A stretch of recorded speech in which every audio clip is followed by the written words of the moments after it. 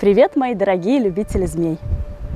Наконец-то пора длительного и холодного ожидания подошла к концу.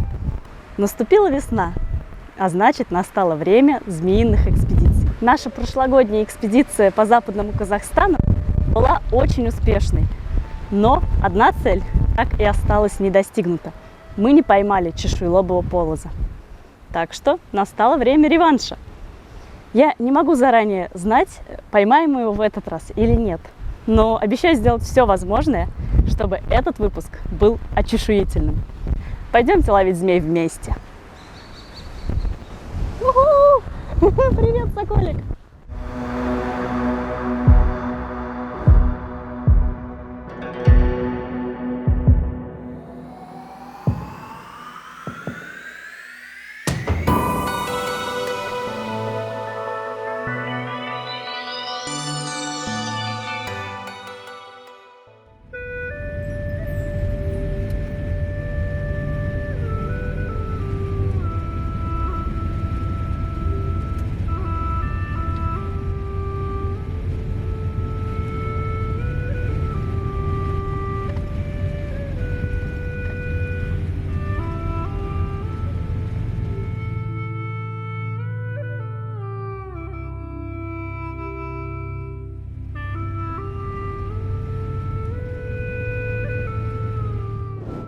Обычная остановка на маршруте выглядит так. Водитель увидел змею на дороге задавленную, и я за ней иду, чтобы взять образец. Просто больно смотреть на это. Огромный полозов полос. Сарматик. Эх, лучше бы ты был живой, и мы взяли у тебя только щиточек. Вот так неспешно мы двигались от Уральска в сторону Усть-Урта. Настолько много образцов по пути мы еще никогда не собирали. Жаль, что причина этому была совсем не позитивная. Живая? Бежим?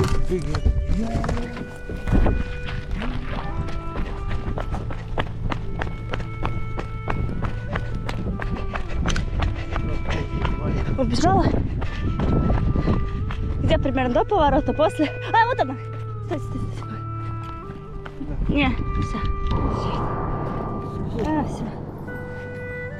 Хвостик еще шевелится. Коллекция. Да, целые и ценные экземпляры мы забираем в герпетологическую коллекцию. Биоматериал не пропадет зря, но самих животных очень жалко. В итоге наш путь выглядел вот так. Каждая метка здесь – это погибшая на дороге амфибия или рептилия.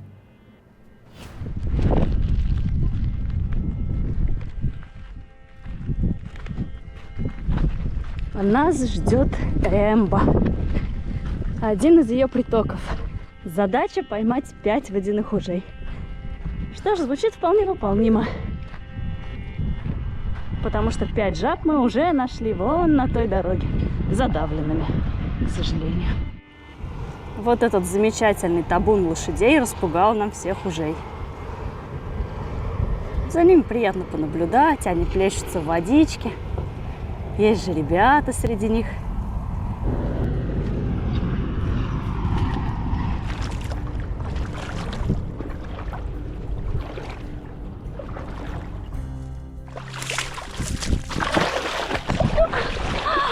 Вот я всегда знала, что я камеру в воду уроню. Господи, еле успел поймать. И уже успел поймать и камеру.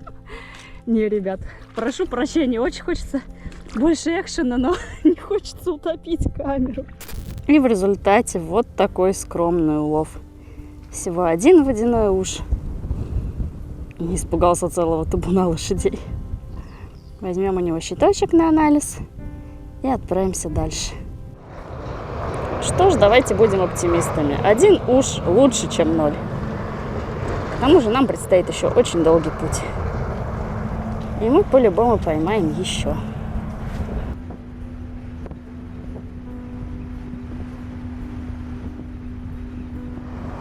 Вот и небольшая остановочка в пути. В общем-то, таких остановок у нас очень много. Просто не каждую я снимаю.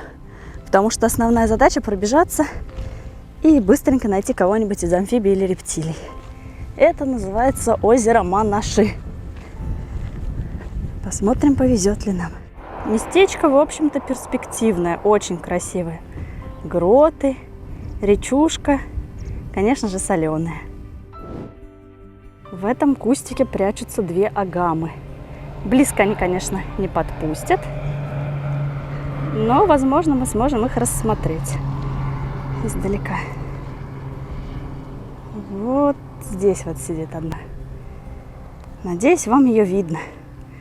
Дорога, конечно, портит съемки, но выбирать не приходится. А вторая убежала вот туда. Далеко они от своих норок не отходят. Оп, все, -1. Но пока не -2. Интересно, как близко подпустит. Что довольно близко. У агам есть такая особенность, когда прохладно, ну вот как сегодня, такое непрямое солнце, они становятся немножко тормознутыми. А самой забавной из встреченных в этой поездке стала спящая агама. Она заснула прямо в обнимку с кустом, обхватив ствол передними лапками и смешно протянув задние. Подробнее об агамах я рассказывала в прошлом ролике. Ну вот здесь я уже не удержалась, поймала велокса, так называемую быструю ящерку. Не могу удержаться, когда их вижу. К сожалению, саму поимку снять можно только на GoPro. Для нее нужны 2 руки. Уж очень эта ящерка быстрая. И след простыл. Хочу поделиться удивительным наблюдением. В Казахстане у меня это уже не первый раз. Когда пролезешь все эти замечательные гротики, пройдешься вдоль ручья, никого не найдешь, ты потом идешь по открытому, некрасивому месту, которое выглядит бесперспективным. И именно здесь находишь змею. Я сначала подумала, что это палочка, но палочки не ползают. Ребята, это узорчатый полос. И он меня пока не видит. В Казахстане, прежде чем змею поймать, нужно очень внимательно посмотреть, точно ли это тот вид, который ты думаешь. Видов здесь много, и некоторые могут быть находки новые. Кто-то, возможно, будет ядовитым. Да она просто ко мне в руки ползет. Все бы змеи так. Кусь. Вибрация кончиком хвоста. Узорочка. Самый любимый из моих змей. Отлично. Это уже можно назвать успехом. Еще если не искусает в кровь. Ну, выпускать я буду даму не на самое открытое место, а вот сюда вот в камни. Чтобы больше так беспечно не гуляла. Тем временем погода решила нас немного припугнуть. Но потом, видимо, оценила важность нашей экспедиции и лишь слегка увлажнила почву. И это увеличило наши шансы найти кое-кого особенного. Да, вот так в полутьме мы ходим каждую ночь, ищем амфибий и рептилий. В Казахстане они часто ведут ночной или сумеречный образ жизни. И нас сопровождает потрясающий громогласный лягушачий хор. Сейчас иду, смотрю, чьи-то глаза блестят. Но это не тарантул. Очень крупные глаза. Я надеюсь, вам видно эти бусинки, жемчужинки.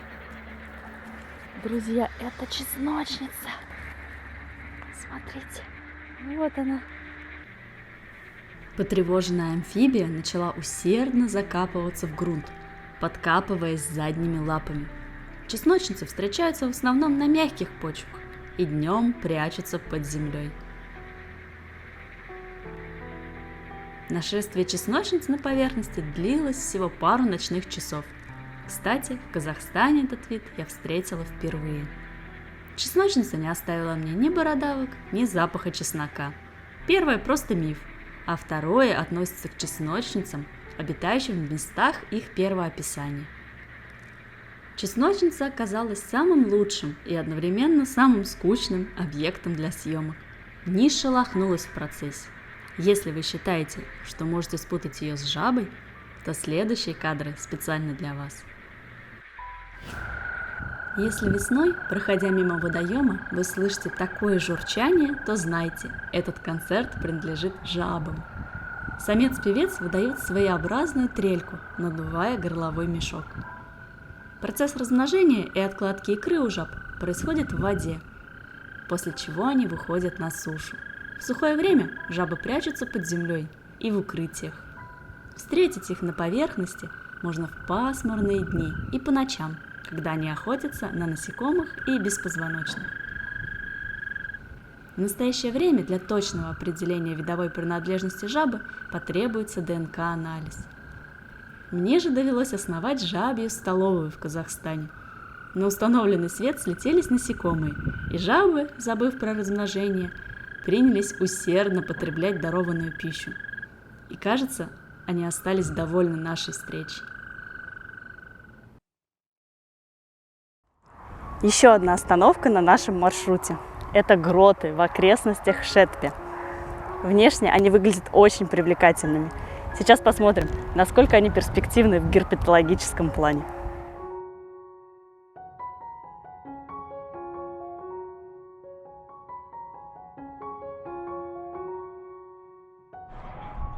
Пока с уверенностью можно только сказать, что здесь гнездятся птицы. Моя уверенность в том, что это место скорее орнитологическое, чем герпетологическое, росла.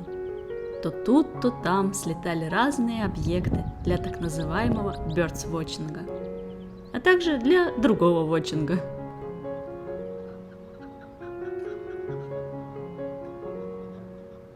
Но все вообразимые рекорды побили они.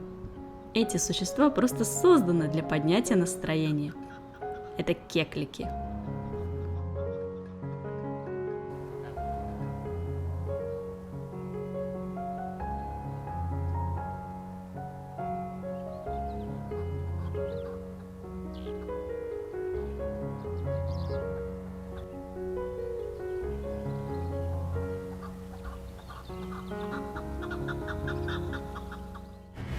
В общем, кеклики нам скучать не давали.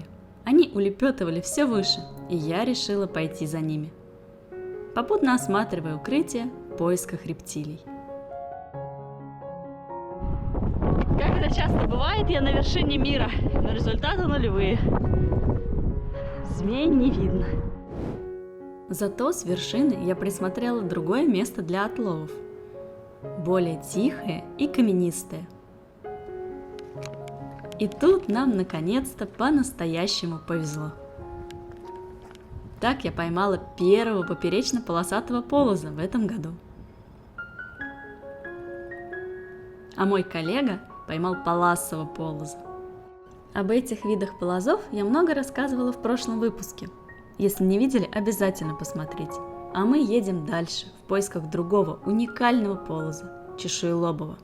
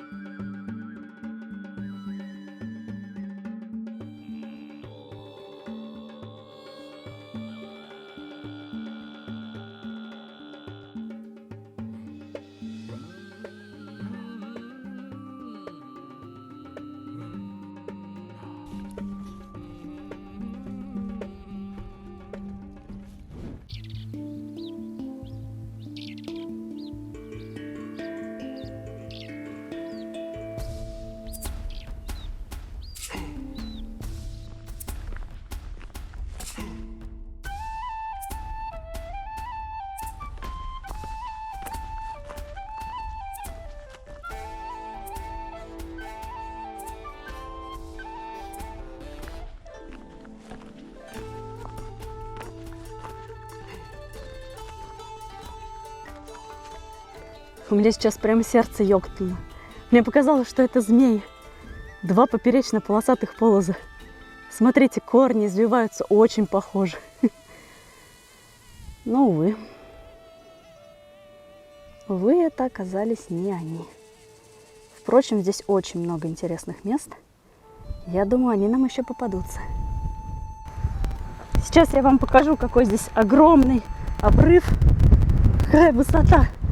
О, просто безумие. Вот это красотища. Ветрище.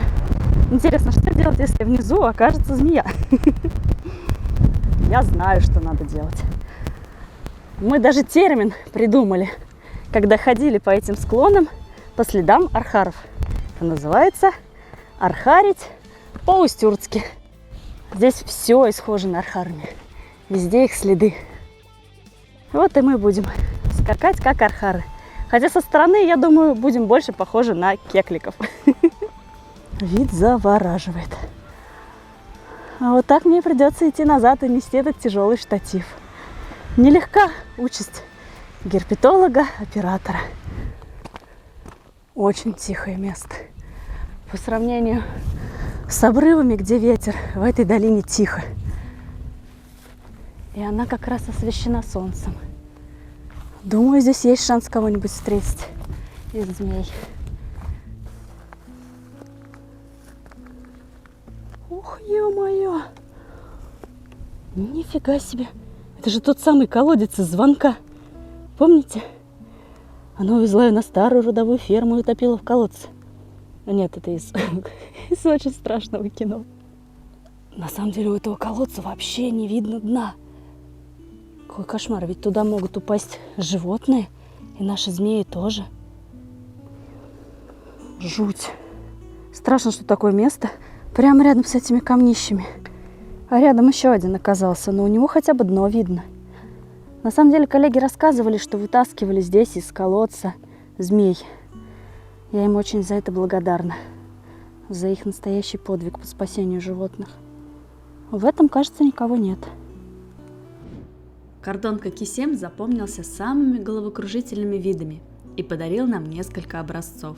Для наших исследований каждая змея на вес золота, будь это очередной поперечно-полосатый полос или краснокнижный полосов полос, пойманный мной здесь же, который недавно преступно разорил гнездо какой-то несчастной птички. Мы насчитали 6 крупных яиц внутри полоза. Итак, экспедиция складывалась удачно, и мы продолжали поиски той самой вишенки на нашем, во всех смыслах образцовом чешуйчатом торте. Устюртский заповедник, бескрайний и заманчивый, тянет исследовать его земли дальше. Еще один вид змей, которых мы неоднократно ловили, но мало снимали в этой поездке, это, конечно же, удавчик. Неспешный любимчик мифов о двуголовых змеях. Вторая голова – это всего лишь его тупоконечный хвостик. Кстати, несмотря на внешнее спокойствие и неядовитость, эта змея может довольно сильно кусаться при поимке, так что в руки ее лучше без надобности не брать. Поиски змей привели нас к заросшим барханам. Пески – это кладезь для следопыта, где животное реально найти по его следу. Например, вот эту черепаху. Были тут и другие следы, принадлежащие то ли шакалам, то ли степным лисицам. Известный по мемам шлепа, то есть каракал, тоже мог пробегать мимо. А меня тем временем заинтересовали другие следы, знакомые, волнистые. Их оставил, кто бы вы думали, очередной удавчик. В общем, на песках кипела жизнь, но немного не та, что мы искали.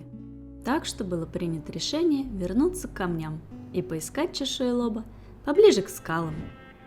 Предвижу весьма справедливое замечание от зрителей. Почему я хожу в сланцах в таком месте? Посмотрите сами. В глиняной полупустыне наступить на змею практически невозможно. Нет, в принципе, вообще невозможно. Особенно, когда ты ищешь ее во все глаза. Причем вот эта дорожка, она естественного происхождения. Идет от гор. Почему я хожу без крючка? Поскольку здесь щитомордника не находили очень много лет, а остальные змеи требуют быстрой реакции для поимки, крючок очень часто мне мешает. Им можно поднимать камни из плюсов, а из минусов, когда у меня в левой руке камера, а в правой руке крючок, змею остается ловить только зубами, с резкого прыжка. Поэтому и крючок я решила оставлять. И ногам дать отдохнуть от многокилометровых пробежек ежедневных. Иду, никого не трогаю, восхищаюсь вот тем вот ущельем. Слышу страшное шипение. Меня так черепашка приветствует. Причем я просто мимо проходила, я до нее даже не дотрагивалась. А вот это очень интересное местечко. Пойду туда. Каждый раз, когда подхожу к подобным местам, думаю, ну вот должна здесь змея сидеть. Отличное место, просто замечательное. И вижу только, как черепаха ест траву. Приятного вам аппетита!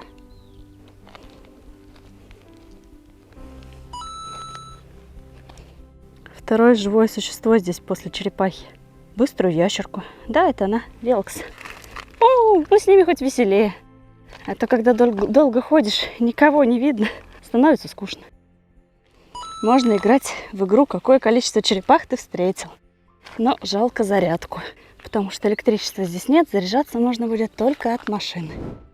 Ой, боже! Это тяжелый полос, господи! Конечно же, ничего не получается снять хорошо. Звука на камере не было. О, боже мой! О, господи! Какая прелесть! Ой, ребята, я так рада, боже! Это основная цель нашего путешествия. И вот он, чешуеловый полос. Он даже меня укусить успел. Сейчас посмотрим. О, да! О, да, если бы это был щитомордник, дело было бы дрянь. У меня руки трясутся от радости. Офигеть! У-ху! Ребята, я вне себя от счастья. Дорогие мои подписчики, это та цель, которую нам не удалось достичь в том году. Это чешуеловый полос. Сплерозофис диадема.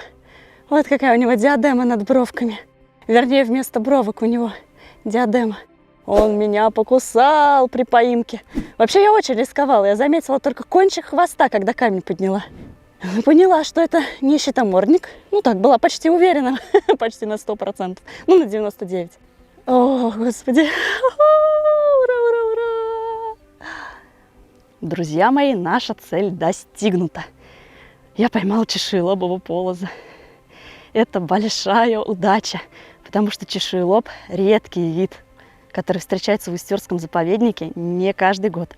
Я хотела, чтобы записался его розовый язычок длинный. Только камеру навела, и он перестал его показывать. Засмущался. Ох, чешуелобик, сколько ты мне снился после прошлого года, когда мы тебя не поймали. Полос оказался боевой самкой с общей длиной ровно 1 метр. Известно, что эти змеи могут достигать длины 1,5 метра, так что нам есть к чему стремиться. Обитают чешуелобы в глинистых и каменистых пустынях и полупустынях, а также на песках. Как оказалось, за некоторое время до нашего приезда инспектора встретили полоза на песчаном массиве Карынжарык. По Мангистауской области проходит северная граница ареала этого вида. На территории Устюртского заповедника полос редок и известен по небольшому числу находок. Чешуелобый полос питается ящерками, агамами, песчанками и другими рептилиями и мелкими млекопитающими.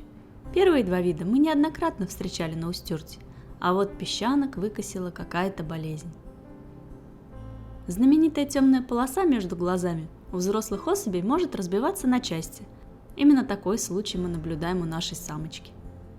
Известно, что в теплое время года чешуелоб переходит на сумеречную и ночную активность, так что можно не только заглядывать под камни, но и погулять вечером с фонариком. Теперь надо аккуратно отрезать щиточек, опустить его точно в пробирку и выпустить змею назад на свободу. Кстати, донести щиток до пробирки на ножницах – это тоже своего рода квест, особенно в сильный ветер. Поимка чешуелоба стала еще и юбилейной. Это 500-й образец, собранный нами в Западном Казахстане. Ура! Заветный образец собран. Но это еще не конец. Наша экспедиция продолжается. Ну что ж, пора нашему замечательному улову на свободу. Пропускаю в точности туда, где нашла. пока, мой дорогой. Самый лучший чешуелобик. Удачи тебе в жизни. Змеиный, я буду скучать. Чешуелоб не верит своему счастью, что отпускают его точно туда же, где поймали. Герпетологи, они такие. Пофотографируют, возьмут чешуйку на память и выпустят.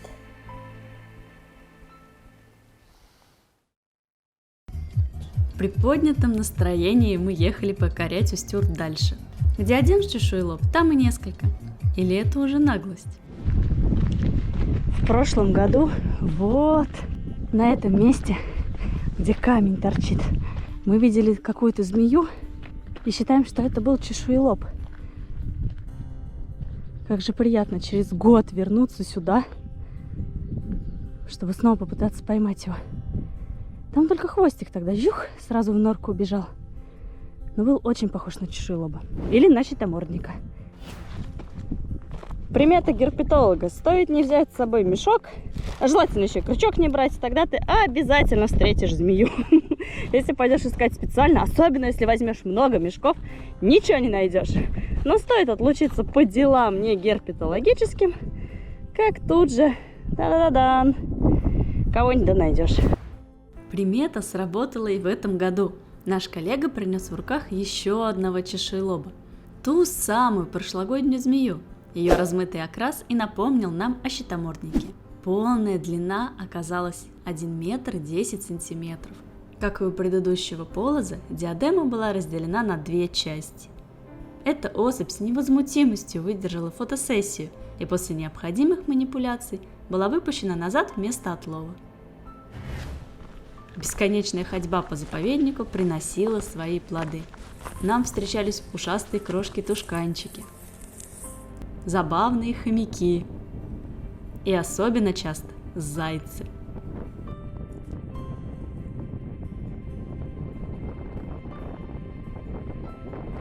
За эту поездку мы также посетили кордон Кимберли. Он запомнился обилием гекконов, чье чириканье вы можете слышать сейчас на заднем плане, и новыми бескрайними просторами для исследований, где надо поднять каждый камень и заглянуть под каждый куст. Так, я кое-что заметила. Нет, сразу развею интригу, это не змея. Так, это рога. Кто здесь? Джейраны, архары? Кого-то из них? Да, это горный баран. Известный нам как архар, но мне сказали, что правильно называть его уриал. Интересная находка. Сам он погиб? Мы же все-таки в заповеднике находимся. Будем считать, что это был естественный отбор. Впрочем, находка змеи здесь также состоялась. Молодой поперечно-полосатый полос был замечен на кусте тамарикса. Как результат, у нас набралось 5 поперечно-полосатых полозов за одну весеннюю экспедицию.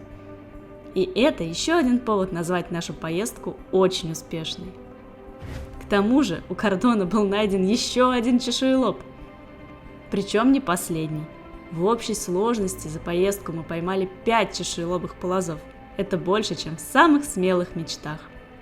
А количество собранных образцов составило целых 175. Вот теперь можно собираться домой, так как миссия не просто выполнена, она перевыполнена. Всегда приятно, когда экспедиция заканчивается успешно. Я желаю вам достигать поставленных целей и никогда не отчаиваться. И спасибо, конечно, всем, кто нас смотрит, кто поддерживает. Огромное спасибо моим коллегам.